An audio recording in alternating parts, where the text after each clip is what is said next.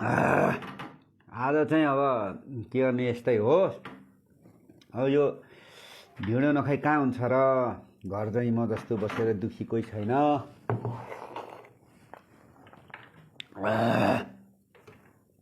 घर चाहिँ कहीँ पनि नबस्नु है, म जस्तो दुखी होला।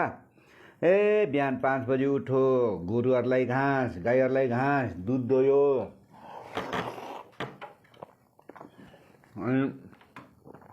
आयो अनि घाँसमा जा, घाँस गरेर लिएर आइज।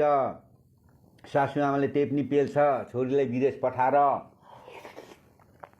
पैसा माग्नु पर्यो भने पनि दिँदैन, के गर्नु। अब यस्तो छ साथी हो। म त यसरी खाँदैछु। आज चाहिँ यो फेरि सिँगै यो भालेको यो कहाँबाट ल्याउनु भयो आमा हजुरले।